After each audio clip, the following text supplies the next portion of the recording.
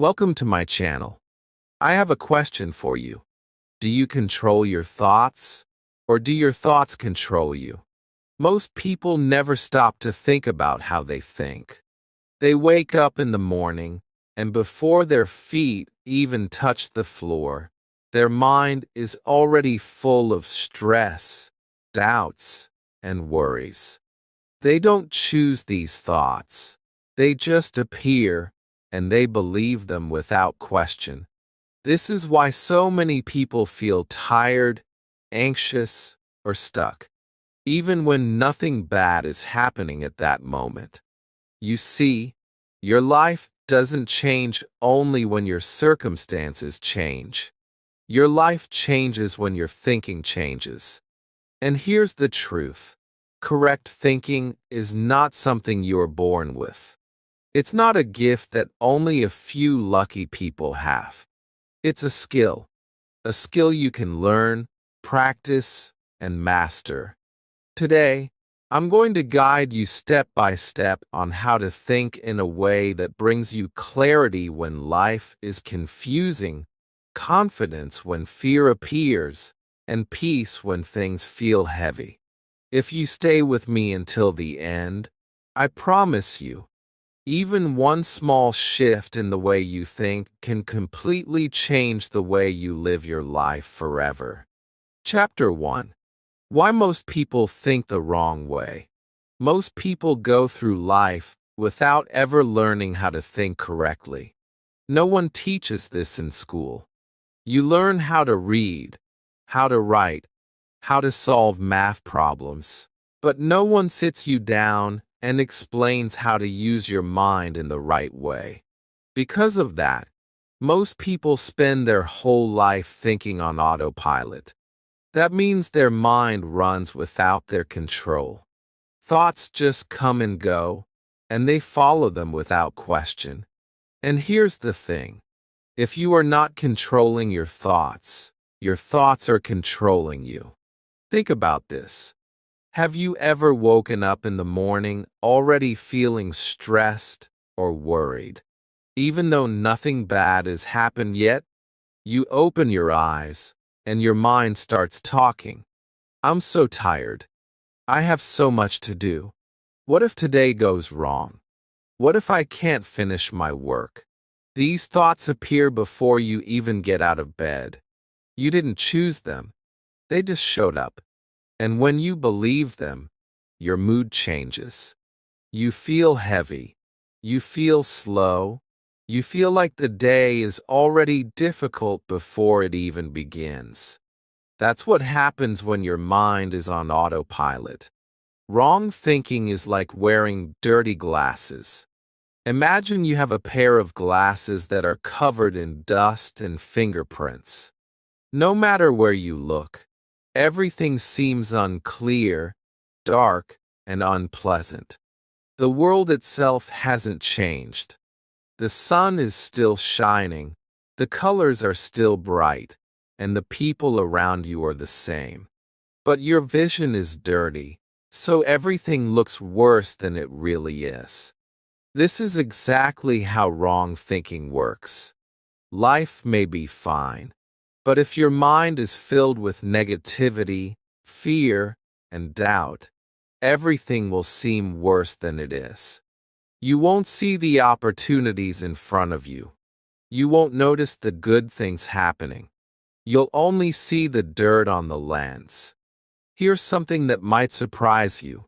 Your thoughts are not facts. Let me say that again. Your thoughts are not facts. They are mental events. They are like little clouds passing through the sky of your mind. Some clouds are light and fluffy. Some are dark and heavy, but none of them are permanent.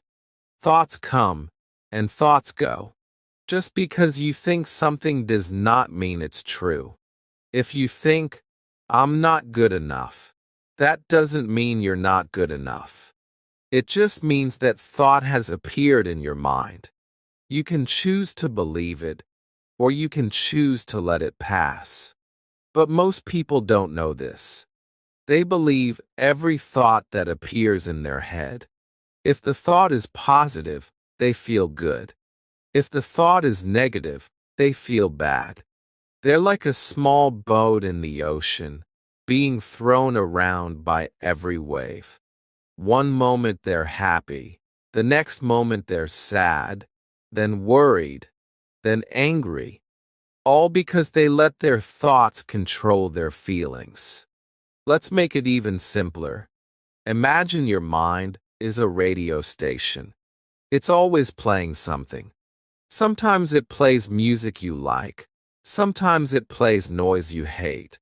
The problem is, most people don't realize they can change the station. They just sit there, listening to whatever is playing, even if it makes them feel terrible. Correct thinking is learning how to pick the station that helps you, not hurts you. We often believe thoughts without checking if they're true. For example, you might think, I'm going to fail this test, before you even start studying. But have you failed yet? No. You've already decided the result in your mind without giving yourself a chance. Or you might think, that person doesn't like me just because they didn't smile at you today. Maybe they were just tired or busy. But your mind creates a story, and you believe it. This is how wrong thinking builds walls in your life. It stops you before you even try.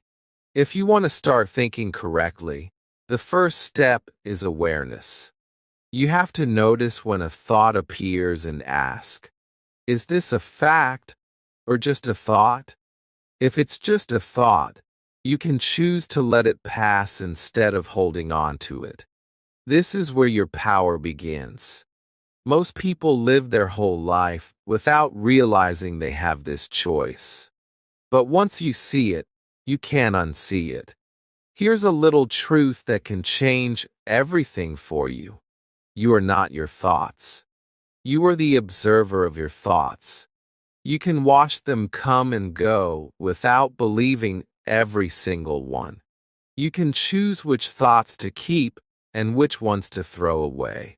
And the moment you start doing this, your life will begin to feel lighter, clearer, and more in your control. So let me ask you this. What if I told you that from today, you can take control of your thoughts instead of letting them control you? What if I told you that you can clean the dirty glasses, change the radio station, and see life as it really is, full of chances, full of beauty, and full of possibilities? That's exactly what I'm going to show you in the next chapters. Stay with me, because the journey to correct thinking has only just begun. Chapter 2. You are not your thoughts. Your mind is like the sky. It's vast, open, and unchanging in its essence. Your thoughts are like clouds. Some are white and soft, others are dark and heavy. Some move quickly, some stay for a while. But no matter how many clouds pass, the sky is still there, untouched. The sky doesn't become the clouds, and you don't become your thoughts. This is one of the most important truths you can learn. You are not your thoughts. You are the observer, the one watching them come and go. But here's the problem. Most people live as if they are the clouds. A negative thought appears, and they say, "This is who I am." A scary thought appears, and they believe it's the truth. They let every passing thought decide how they feel and what they do. Let's try something simple together. Close your eyes for 5 seconds. Now, notice the voice in your head. It might be saying something about this video. It might be thinking about what you'll do later. It might be remembering something from yesterday. But here's the key. That voice is not you. That's just a voice. You are the one hearing it. You are the listener, not the talker. This is what I call observer mode. Think of it like watching traffic from the side of the road. Cars are passing. Some are slow, some are fast, some are noisy. But you're not jumping into every car and going wherever it takes you. You're just watching them go by. That's how you can treat your thoughts. They appear, you notice them, and you decide if you want to follow them or let them pass. When you don't realize you're the observer, you jump into every thought as if it's your destination. A thought like, "I'm going to fail," shows up, and you start worrying for hours. Another thought says, "I'm not good enough," and you stop yourself from trying. But when you know you're the observer, you can say, "Oh, here's that thought again," and let it move on without giving it your energy. Here's the power in this: creating space between your thoughts and your reaction. Most people have no space.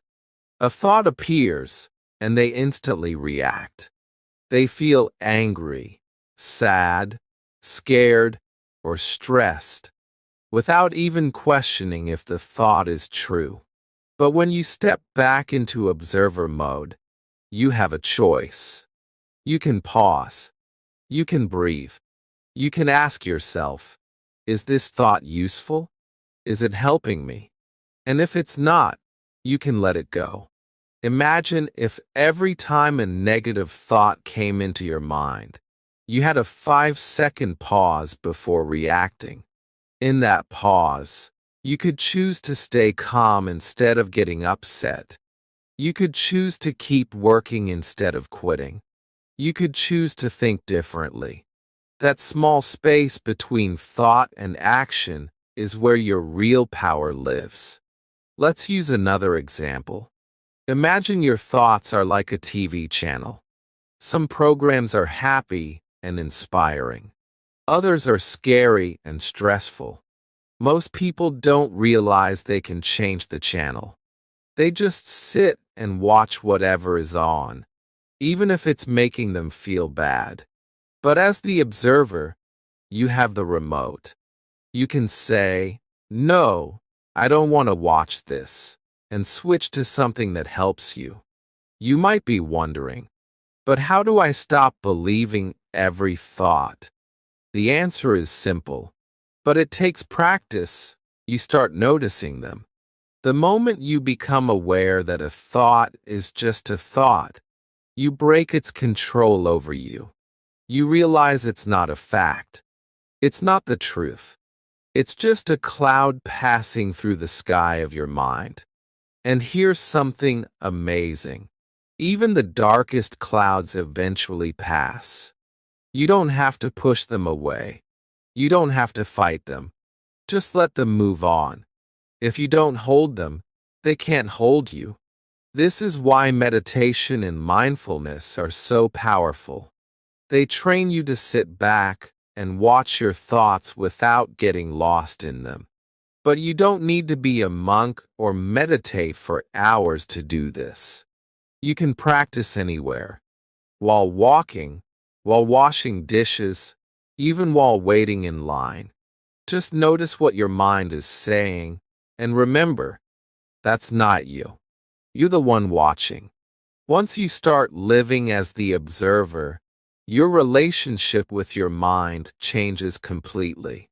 A bad thought no longer ruins your day.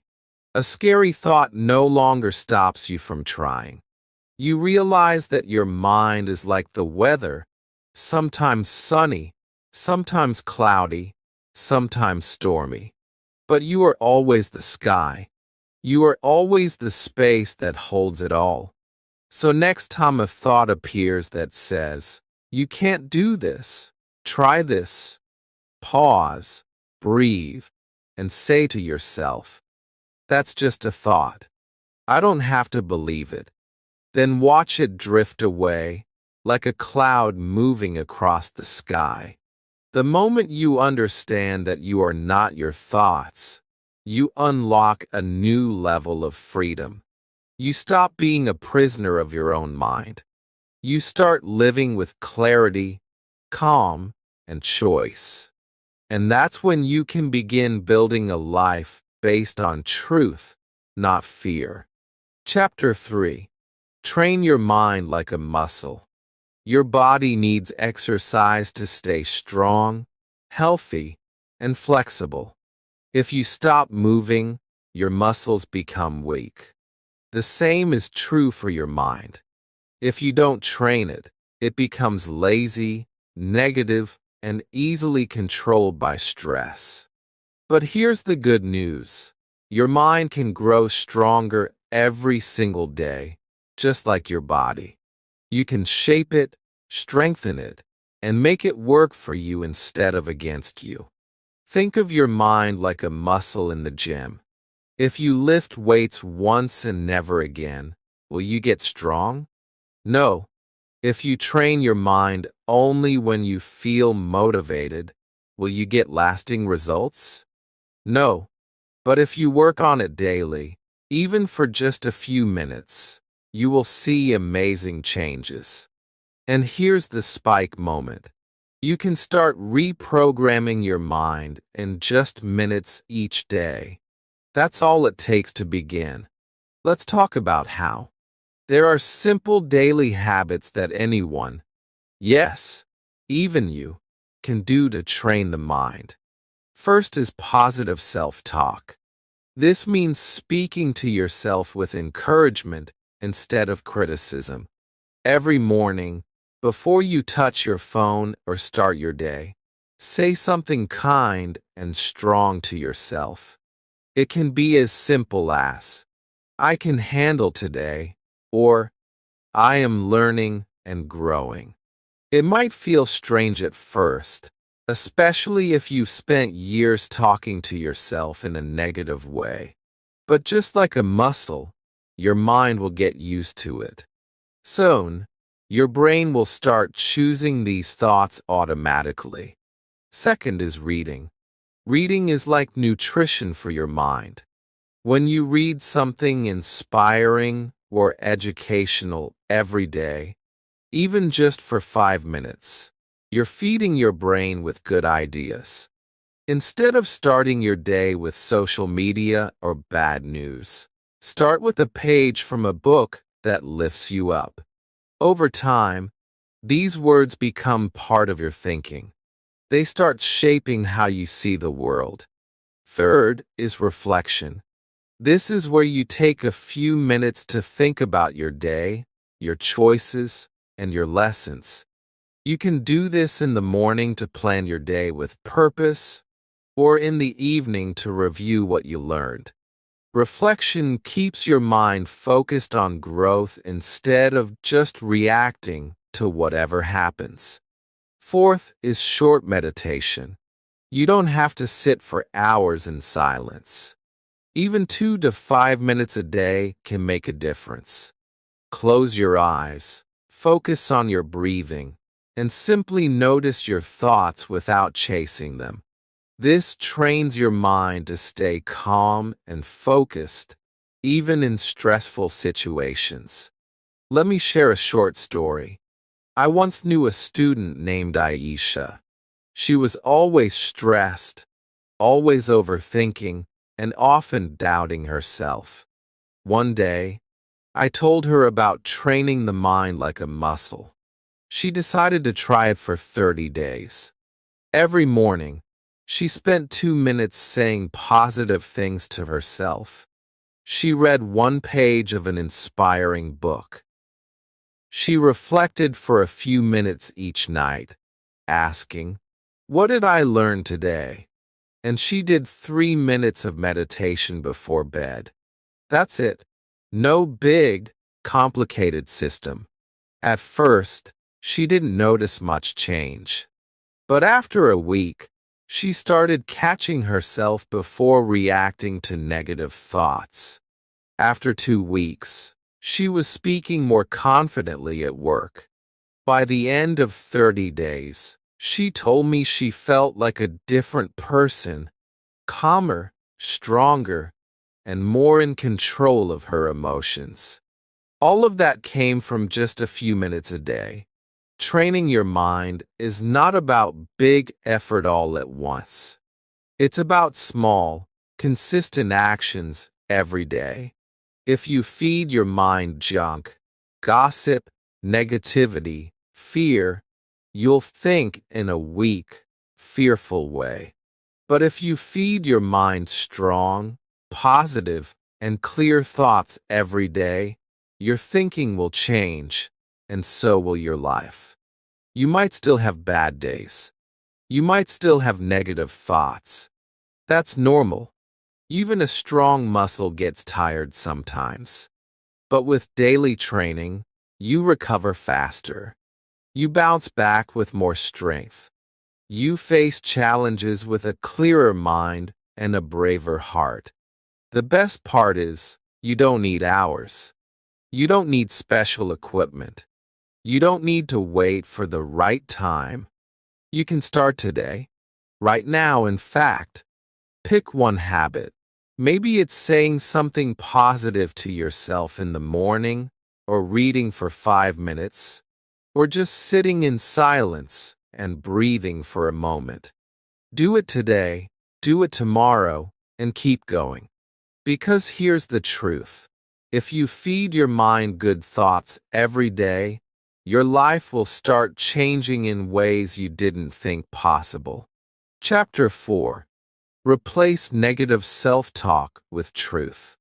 The words you say to yourself are like seeds. Whatever you plant in your mind will grow. If you plant seeds of doubt, fear, and weakness, you will grow a life full of doubt, fear, and weakness. But if you plant seeds of courage, truth, and strength, you will grow a life full of courage, truth, and strength. Most people don't even notice the words they're saying to themselves all day long. They walk around saying, "I'm not good enough," or "I'll never succeed," or "I'm always unlucky." They repeat these words so often that their brain starts to believe them as facts. But here's the spike moment.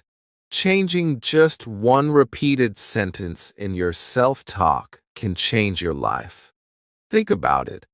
If every day you told yourself, "I'm a failure," your brain would start to look for proof of that. You would notice your mistakes more. You would remember your losses more. You would feel smaller, weaker, and less capable. But if you replace that sentence with, "I'm learning and improving," your brain would look for proof of that instead. You would notice your progress. You would celebrate your small wins. You would feel motivated to keep going. The words you choose are like the direction you point your life. Let's use an easy garden metaphor. Your mind is a garden. The words you speak to yourself are the seeds. Negative self-talk is like weeds. If you don't pull them out, they will spread everywhere. They will steal the sunlight, water, and space that your good plants need to grow. You can't just plant flowers and ignore the weeds. You have to be an active gardener.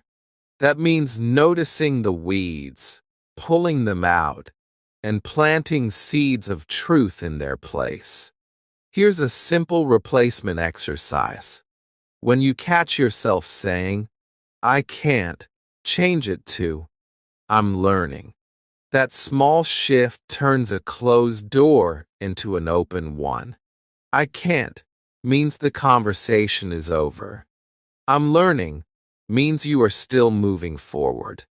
When you think, "I'm weak," replace it with, "I'm getting stronger." "I'm weak" focuses on what you lack right now. "I'm getting stronger" focuses on your growth, your progress, and your future. When you say, "I always fail," replace it with, "I'm still figuring it out." Every person who has succeeded at something has failed many times first. The difference is, they didn't stop. They kept going because they believed they were still figuring it out. When you tell yourself, "I'm not smart enough," replace it with, "I can learn anything with time and effort." This reminds your brain that intelligence is not fixed. It grows with learning. At first, replacing negative self-talk with truth will feel strange. It might even feel fake. That's because your brain is used to the old sentences. But if you repeat the new, truthful ones every day, they will become your new normal. Just like a gardener who plants the same seeds every season, you will begin to see new growth in your mind and your life. Let me share a quick example. A young man I once taught had a habit of saying, "I'm terrible at speaking English."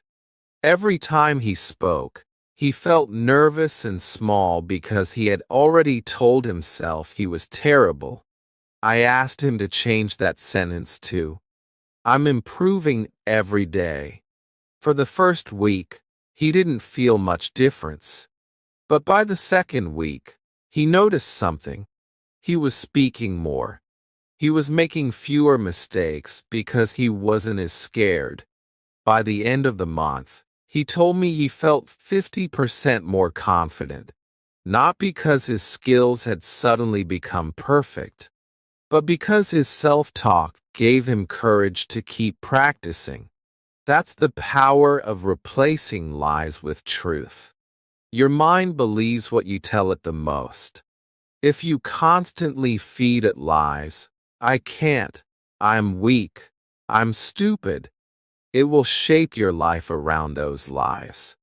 But if you feed it truth, "I'm learning," "I'm getting stronger," "I can improve," it will shape your life around those truths. Every time you speak truth to yourself, you're building a stronger mind. And a stronger mind creates a stronger life. Chapter 5. Ask better questions, get better answers. Your brain is like a search engine. Whatever question you type into it, it will search for an answer. The problem is, most people don't realize they are asking their brain the wrong questions all day long.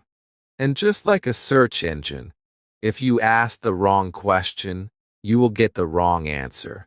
If you ask your brain, "Why am I always unlucky?" it will start digging through your memories, looking for proof that you are unlucky. It will show you every time something went wrong, every time someone let you down, every time you failed. And suddenly, you feel worse, smaller, and even more unlucky, just because of one question. But if you ask your brain, "What can I learn from this?" it will start searching for lessons. It will remind you of times you overcame challenges. It will give you ideas for how to do better next time. That one question changes your focus from victim mode to growth mode. This is the spike moment. Your life follows the direction of the questions you ask yourself. Most people live in victim questions without realizing it. These are questions like, "Why does this always happen to me? Why am I so bad at this? Why do I never get a break?" Victim questions make you feel powerless. They make you believe that life is happening to you, and there's nothing you can do about it. But there is another kind of question, growth questions. These are questions that move you forward, like, "What can I do about this right now? What is this situation trying to teach me? How can I make this better?" Let's take a real-life example. Imagine you fail an English speaking test. If you ask, "Why am I so bad at English?" your brain will list all the mistakes you've made, all the times you were nervous, all the times you forgot a word. You will feel discouraged and might even want to quit. But if you ask, What can I do to improve for next time? Your brain will start looking for solutions. Maybe you'll think of practicing with a friend, recording yourself to catch mistakes, or listening to more English conversations. Suddenly, you have a plan, and a plan gives you power. Another example. Let's say you have an argument with a friend. If you ask, "Why is my friend so difficult?" you will focus on everything you don't like about them. But if you ask, "How can I communicate better with my friend?" your brain will find ways to fix the relationship instead of making it worse. This works for small daily things too. If you spill coffee on your shirt before work, you could ask, "Why am I so clumsy?" and spend the rest of the day annoyed at yourself. Or you could ask, "What's the fastest way to fix this?" and move on with your day without ruining your mood. The key is to become aware of the questions you're asking yourself right now. Every time you feel stuck, upset, or hopeless, pause and ask, "Wait, what question did I just ask myself?" If it's a victim question, change it to a growth question immediately. Here's a quick guide.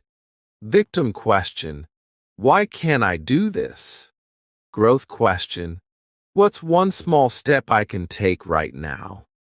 Victim question: why does this always happen to me? Growth question: how can I prevent this from happening again? Victim question: why am I so unlucky? Growth question: what can I learn from this situation? Victim question: why is this so hard? Growth question: how can I make this easier? Changing your questions takes practice, but it gets easier every time you do it. Over time, your brain will automatically start asking better questions, and your life will begin to shift in a better direction without you even forcing it. Your mind is like a car, and your questions are the steering wheel. If you keep asking questions that point you toward problems, you will keep driving into frustration. If you ask questions that point you toward solutions, you will drive toward growth and success. Your questions are the steering wheel of your mind. If you want a better life, start steering in the right direction. Chapter 6.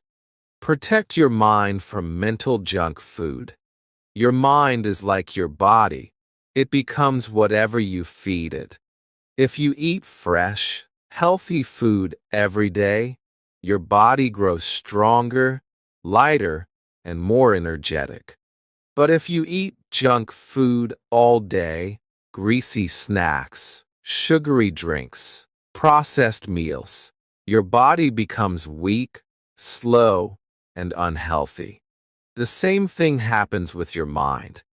Social media drama, endless gossip, and fear-filled news are the junk food of the brain. At first, they might seem harmless. You think, "I'm just checking for a minute," or "it's just a little entertainment." But over time, these things fill your mind with doubt, fear, anger, and comparison. They don't make you stronger, they make you weaker. Here's a spike moment. I want you to check your phone history right now. Look at how much time you've spent on social media this week. Look at what kind of content you've been watching, reading, or listening to. Has it been teaching you something? Has it been helping you grow? Or has it just been filling your mind with mental junk food? Most people are not unhappy because of who they are. They are unhappy because of what they keep feeding their minds.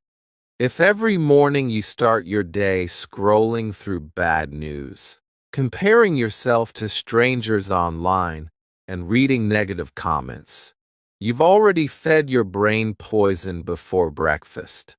You must become the gatekeeper of your mind. A gatekeeper decides what gets in and what stays out.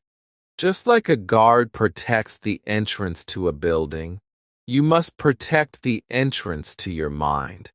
Not every idea, opinion, or piece of content deserves a place inside your head. Here's how to start protecting your mind. If something makes you feel small, angry, or hopeless, ask yourself if it's worth keeping in your mental space. If a conversation is full of gossip and negativity, you can leave it or change the subject. If your social media feed is full of content that drains your energy, unfollow or mute it. Replacing mental junk food with mental nutrition doesn't mean you can never watch something funny or relax online. It just means you're mindful of the balance. You can have a snack sometimes, but you don't live on snacks. Here are some easy swaps to make your mind healthier. Replace gossip with learning. Instead of talking about other people's mistakes, read or watch something that teaches you a new skill or inspires you. Replace noise with silence. Instead of filling every moment with music, videos, or talking, give yourself a few minutes of quiet. This helps your brain reset and think clearly. Replace fear with hope. If the news is making you anxious, find positive stories, inspiring talks, or uplifting books that remind you of what's possible. You will notice something powerful when you start doing this. After a week of protecting your mind, you will feel lighter, calmer, and more in control. You will start to think more clearly. Problems will seem smaller. Your energy will rise. Why? Because you're no longer feeding your brain garbage. You're giving it the fuel it needs to work at its best. Here's a short example. I once knew a student who used to spend hours each night watching angry debates and scary news videos. He told me he couldn't sleep and always felt stressed. I asked him to replace just 1 hour a day with reading something educational or uplifting. After 2 weeks, he told me his mood had improved. He was sleeping better, and he was thinking more positively. All because he changed what he was feeding his mind. This is the truth. Your mind becomes what you feed it. Feed it carefully. If you want peace, feed it peace. If you want strength, feed it knowledge. If you want hope, feed it truth. You are the gatekeeper. Guard your thoughts like they are treasures, because they are.